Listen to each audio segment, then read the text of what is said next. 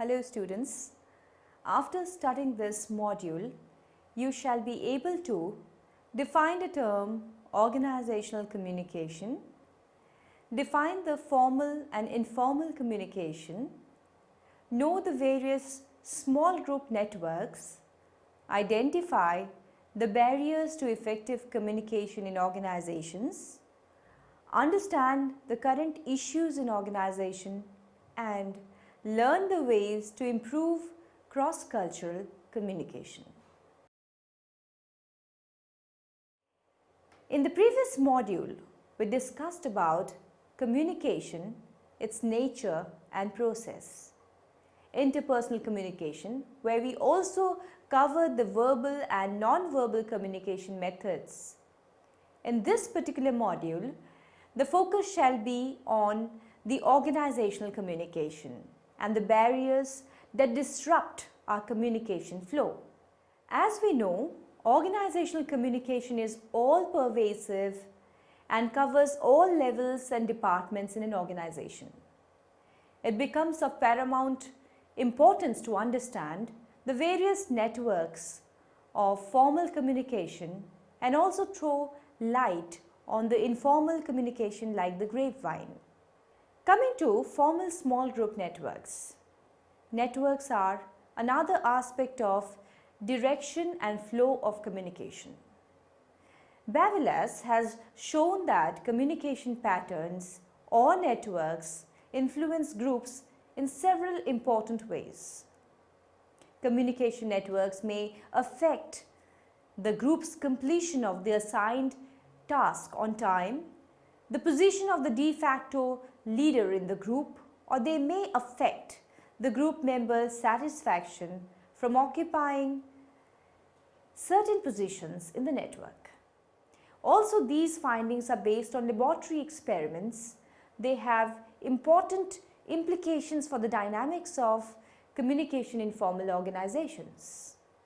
Formal organizational networks are at times very complicated. They can include numerous individuals and also more hierarchical levels. These formal networks can be broadly classified into two categories: the centralized and the decentralized networks. The centralized networks can be condensed into three common small groups: the chain, the wheel, and the Y network. While the decentralized networks can be condensed into two common small groups, that is the circle and the all-channel network of 5 people each. First, we will talk about the chain. The chain rigidly follows the formal chain of command. In this type, one person passes the information to the others down the line of hierarchy, who then passes it further down their own chain of authority. It allows only vertical movement up and down. The chain can readily be seen to represent the hierarchical pattern that characterizes strictly formal information flow from top down in military organizations and some types of business organization.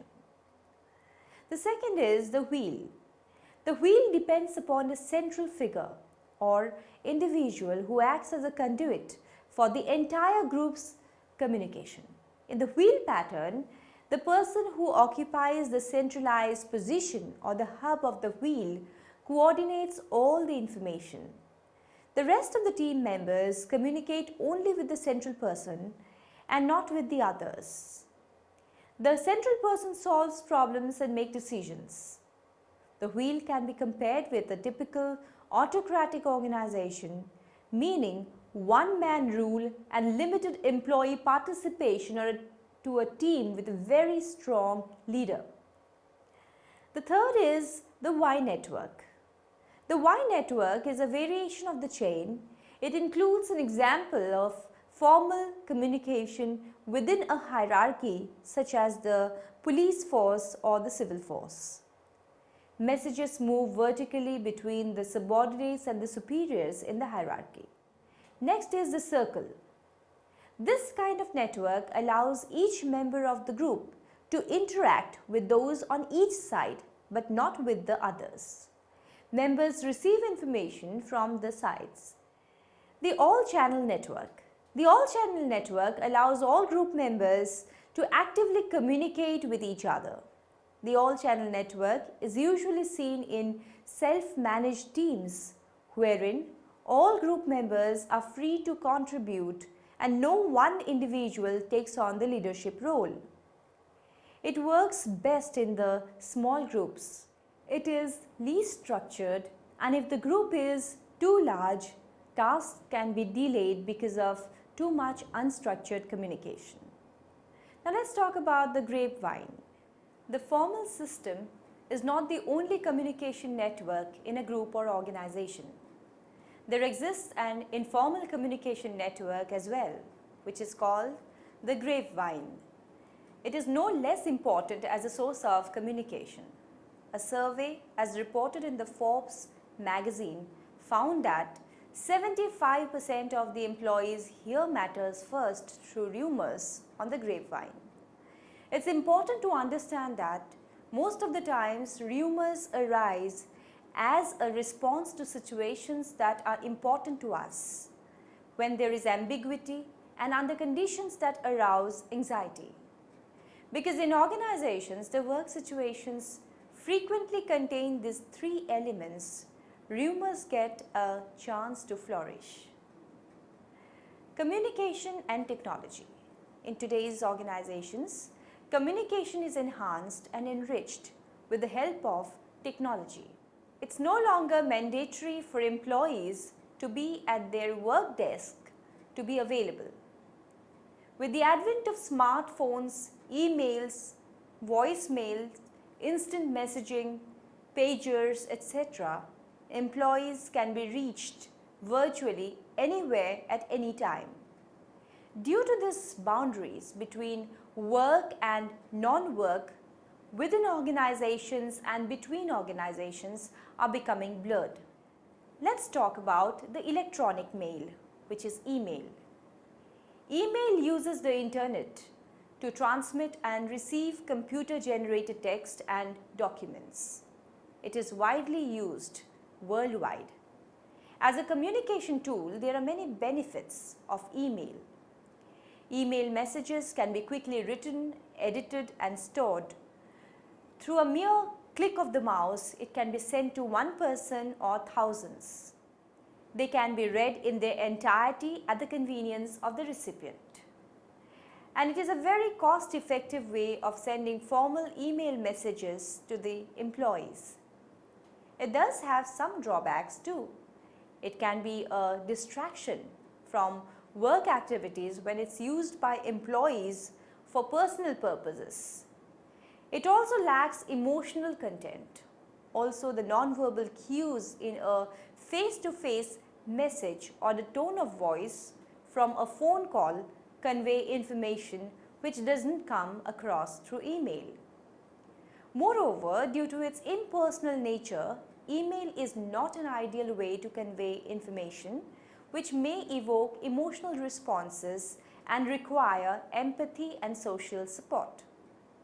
Finally, the remote nature of email may fuel conflict spirals which have been found to escalate ill feelings at double the rate of face-to-face communications. Many individuals are able to say things in emails that they would never say to someone face-to-face. Let's talk about instant messaging. Instant messaging is a fast and inexpensive means for managers to stay in touch with employees and also for the employees to stay in touch with each other. It's essentially real-time email. A list of colleagues and friends with whom the employees wish to communicate is created by them.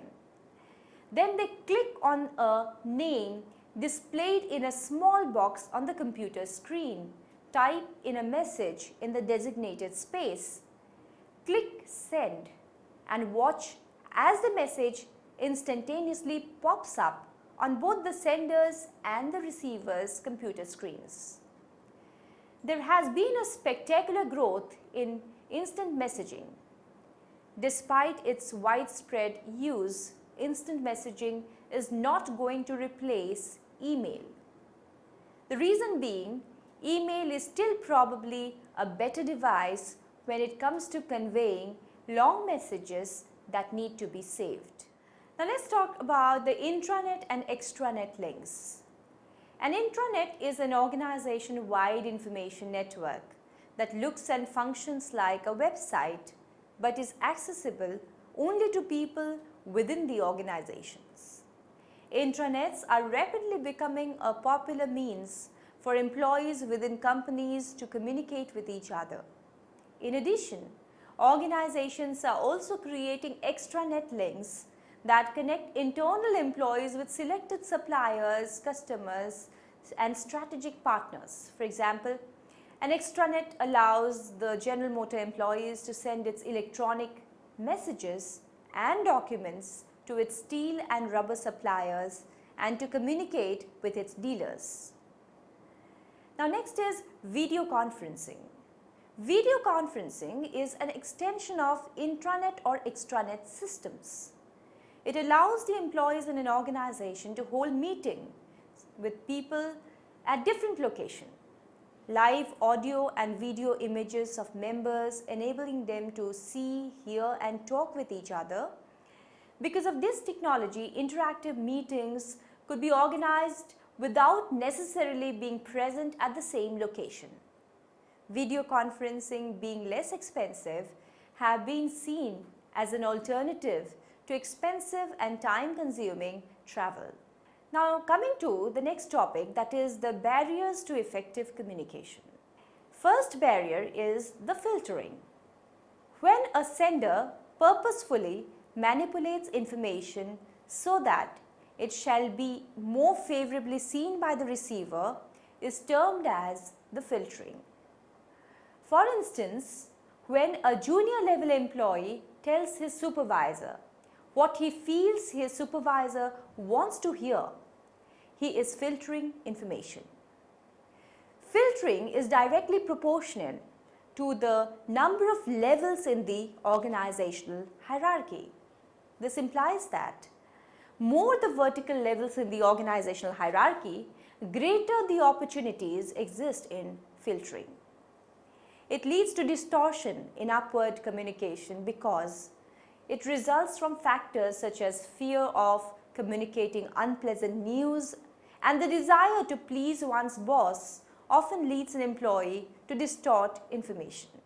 The next is selective perception. One of the frequently used shortcuts which people use while judging others is selective perception. In selective perception, the receivers in the communication process selectively see and hear based on their need, motivation, background, personal experiences, and other personal characteristics.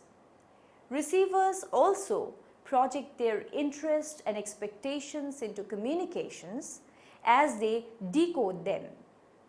In an employment interview, if the interviewer expects a female job applicant to put her family ahead of career, is likely to perceive that in female applicants, even if the applicant feel otherwise. We don't see reality, we interpret what we perceive and term it as reality. Now next is information overload. Human beings have finite capacity of processing data. When the information that we need to work upon exceed our processing capacity, which is limited, it leads to a condition which is called as the information overload. With instant messaging, emails, phone calls, meetings, faxes, and the frequent urge to keep oneself updated in one's field, there is a greater likelihood of today's managers and professionals to suffer from information overload. When individuals have more information than they could process and use, they tend to select out, ignore, pass over, or forget information, or they may put off further processing until the overload situation is over. The final result is that there is a loss of information and less effective communication. The next is emotions. Many a times it happens that the way the receiver feels at a time of receipt of a communication will influence how one interprets it. The same message which is received when a person is angry or upset is going to be interpreted differently as it would be when one is happy or elated. Extreme emotions like jubilation or depression are most likely to hinder effective communication.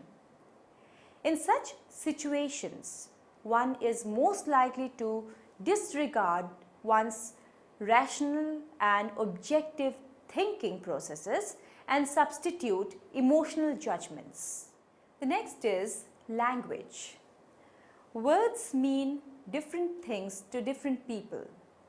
Age, education, and cultural background are the obvious variables or factors which influence the language a person uses and the definition he or she gives to the words.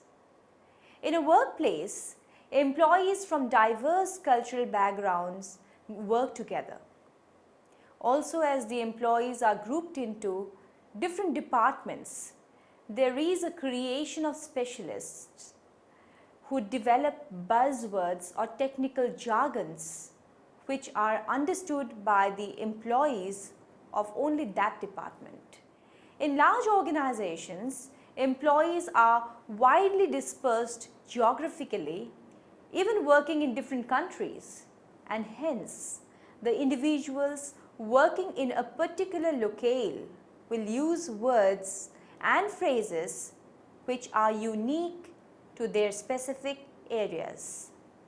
Though each one of us may speak a common language, but the way it's used is far from being uniform.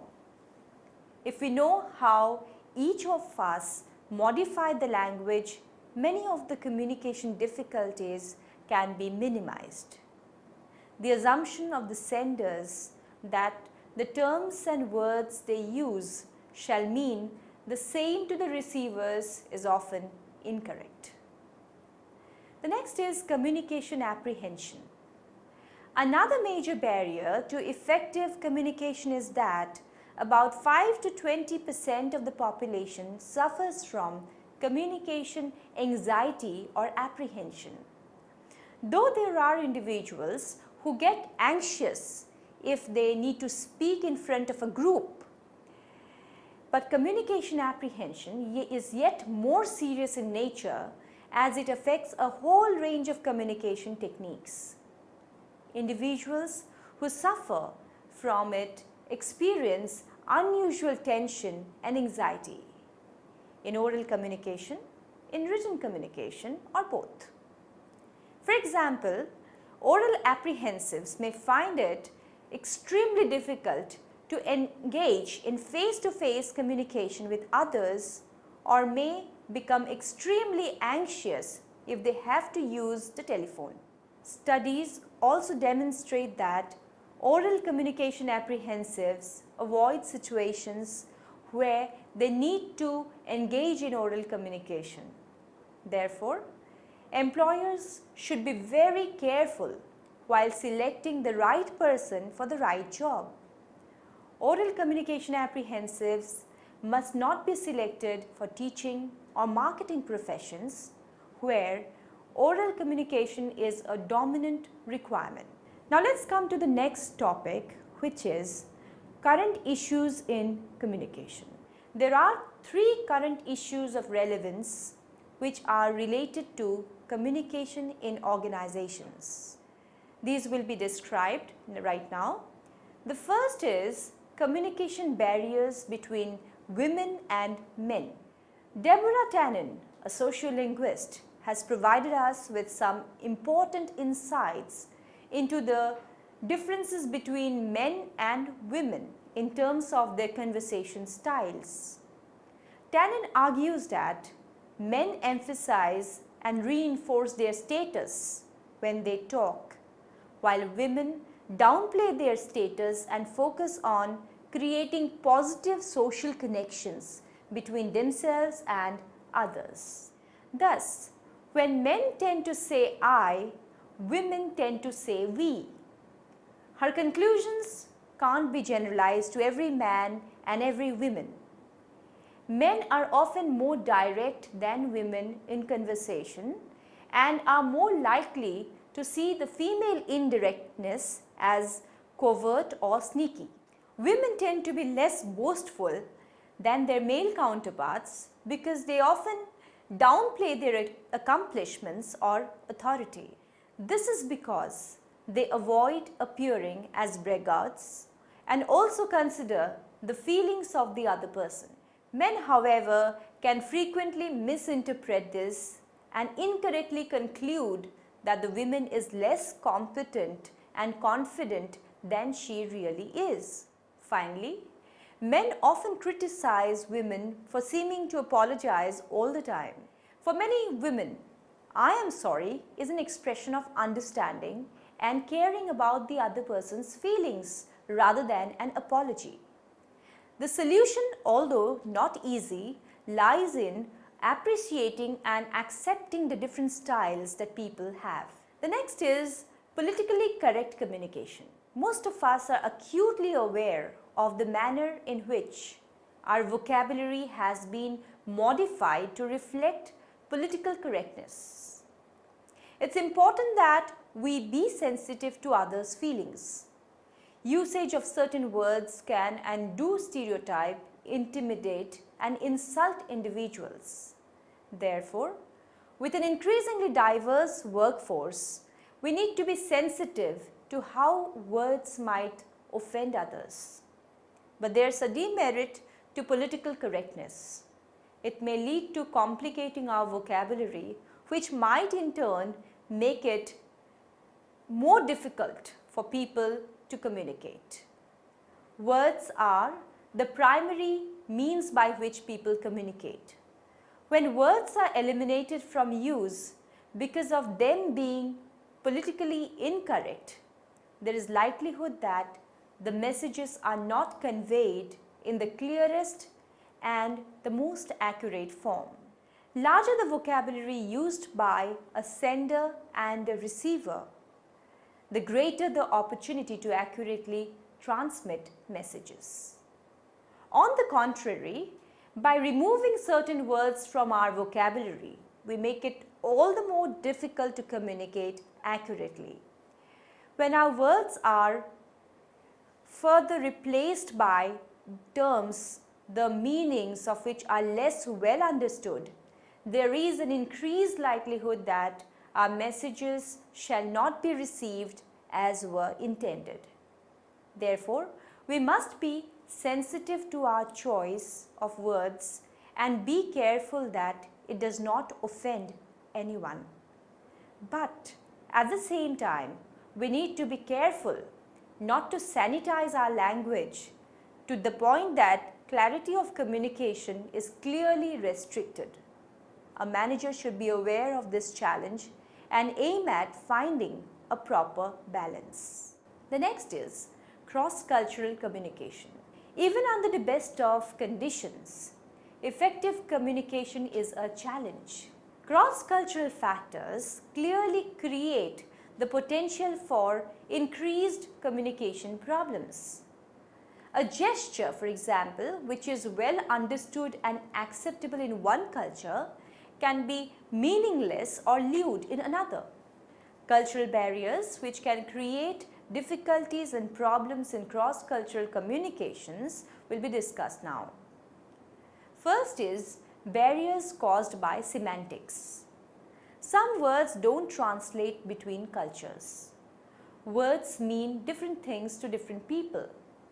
This problem usually arises when employees belong to different national cultures.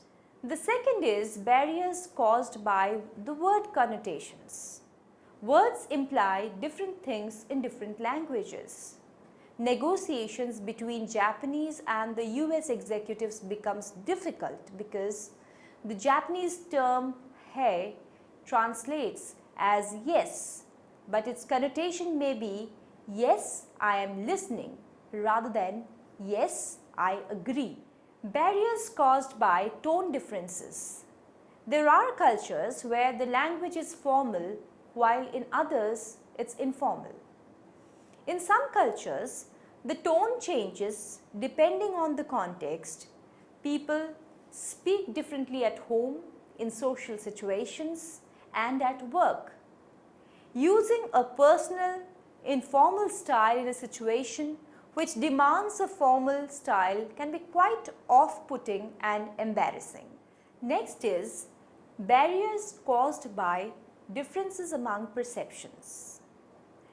People who speak different languages actually view the world in different ways.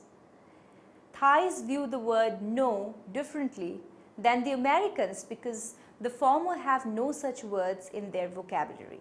Now coming to the next topic, which is ways to improve cross-cultural communication. I will be talking about 10 different ways through which cross-cultural communication can be improved and made more effective. First is slow down. It's necessary that one slows down, speaks clearly, and ensure that the pronunciation is intelligible. Although English is the common language in a cross-cultural situation, this does not mean one should speak at normal speed at all situations. Second is ask separate questions. One should not try to ask double questions such as, do you want to carry on or shall we stop here? In a cross-cultural situation only, the first or the second question may have been comprehended. Let your listener answer one question at a time. Third is avoid negative questions. Many cross-cultural communication misunderstandings have been caused by the use of negative questions and answers. In English, we answer yes if the answer is affirmative and no if it is negative. In other cultures, a yes or no may only be indicating whether the questioner is right or wrong. For example, the response to "Are you not coming?" may be yes, meaning yes, I am not coming. Next is take turns. While communicating, it's important to listen and take turns while talking.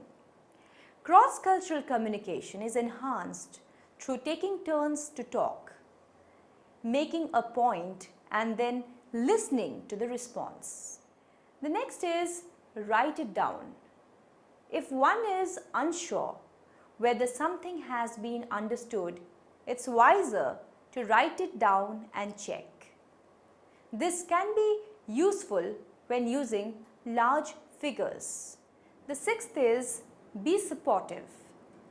Effective cross-cultural communication is in essence about being comfortable.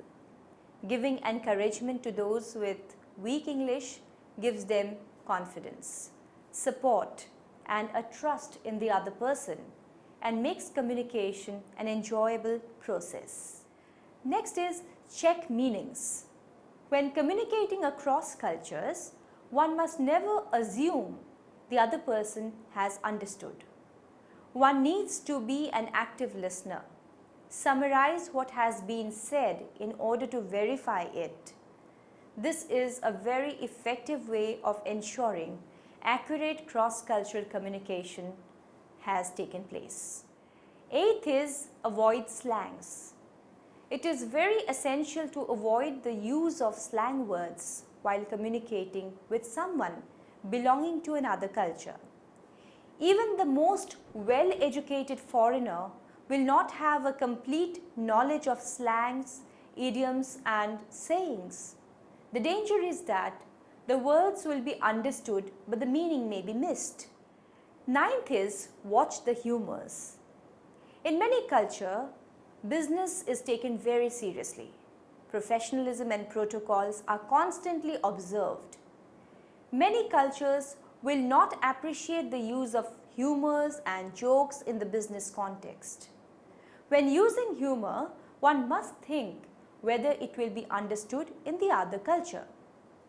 For example, British sarcasm usually has a negative effect abroad. And the last is maintaining etiquette. Many cultures have certain etiquette when communicating. It is always a good idea to undertake some cross-cultural awareness training or at least do some research on the target culture. Thus, communication plays an extremely important role not just in our personal lives but also at an organizational level. Ample number of problems that we come across can be avoided if employees make an attempt to make the entire process of communication transparent and effective. Summary: effective communication plays a key role in enhancing the success of management functions in an organization. Communication helps in controlling, motivating employees, aids in emotional expressions, and also provides requisite information to enable decision making. Communication can flow in either downward, upward, or horizontal directions. Verbal communication is essentially of two kinds: oral and written communication. The oral communication, which is a part of verbal communication, is generally preferred because of its speed and feedback. Both verbal and non-verbal communication, when in consonance, can make communication effective. And lastly, cross-cultural communication, when understood and improved, can result in effective communication in the workplace.